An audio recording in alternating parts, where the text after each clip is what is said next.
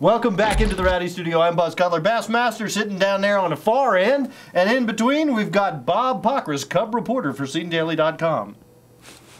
Cub reporter? Okay. We're here to talk about crew chief. Jimmy Olsen thing with the cable knit sweater. And is that what this is? Is that what that's called? Cable knit? That's what I think. Okay. We're not here to talk about sweaters. We're here to talk about crew chiefs. And we're going to go over the changes one at a time. One at a time, all right? All right. Starting with Drew Blickensderfer leaves the Roush Fenway stable, where he's basically spent his entire career, to head over to Richard Childress Racing and take over the 31 Caterpillar Chevrolet for Jeff Burton. What do you think about the move, Bob? Caterpillar / Wheaties. Because don't forget the General Mills went over there, which is kind of why you've had all part of this switch in the first place. So he went over. So Drew Blickensderfer went over there for the breakfast of champions. I think so. I would. It was just for the free cereal. And the dump trucks that you get when you work for Caterpillar, right? What do you think of the move, Bob Pockrass? I think it's a good move. I think you had a new guy in Luke Lambert, and an old kind of veteran in Jeff Burton, and they had made some progress. They made some progress, but I mean, when you have a guy like Blickensderfer who's available, who's won the Daytona 500, has shown ability. And lasted for like 2 more races after that.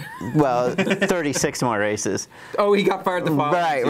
Right. Okay. So, but I mean, he's worked with veterans. He's worked with new guys. He's shown ability to get the kind of the, I would say, get a lot out of what he's working with. Because remember when he struggled at Roush, a lot of teams were struggling at Roush, right? I agree. So he's an impressive young crew chief, so I think that it's a good move.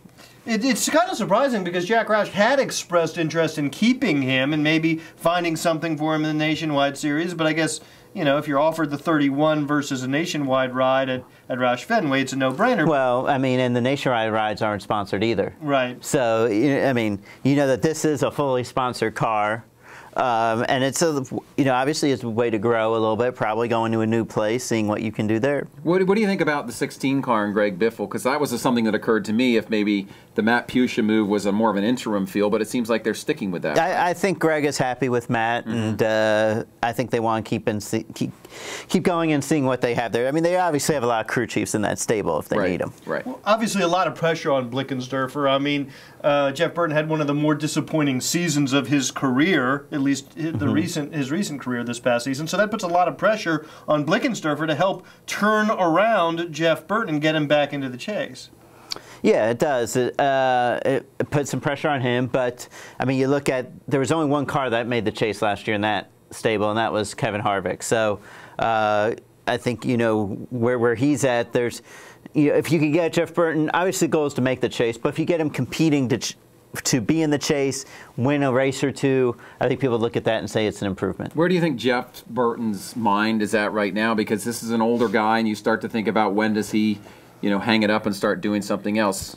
Well, I mean, they kind of all renewed their contracts last year, so I would say you're talking probably 2 or 3 years, and I mean, I don't know if he'll race much beyond that. One of the things I like about this move is Blickensderfer comes from a team where 1.5 mile tracks are their strength, very good point. And he moves to a team where 1.5 mile tracks are their weakness. Does he bring a little bit of that downforce mojo from Roush Fenway over to Richard Childress? He does. He brings some ideas for sure, and maybe a new way of looking at things, maybe some changes in the cars that he's seen, but. I mean, it still takes some time to implement that kind of change into a. I mean, I don't see Childress tearing up all his stuff. Right, because there's the building of the cars and there's the setup, and the cars have to be built a certain way for a certain kind of setup to work. Exactly. And the cars are basically built. They're not going to build. He's not going to get to build all new race cars. No, he's not. But if he has some ideas, they'll be able to work. Exactly. Yeah. Exactly. But I mean, then again, you're talking going from 4 teams to 3 teams, so you got to figure that Childress probably already has a bunch of race cars. You're gonna have to build all new stuff for 2013, at least new bodies. Yep. So I don't know how much you're going to want to just invest in new cars. Exactly. All right. For Bob Pockrass and Bassmasters, I'm Buzz Cutler. Thanks for watching. We're going to be talking about all the crew chief changes in this series of videos, so make sure you check back and watch some more. Rowdy.com. I think that was really interesting. Some more. Say it like it is. Say what like it is? It was sort of that unresolved chord. Some more or not. Rowdy.com.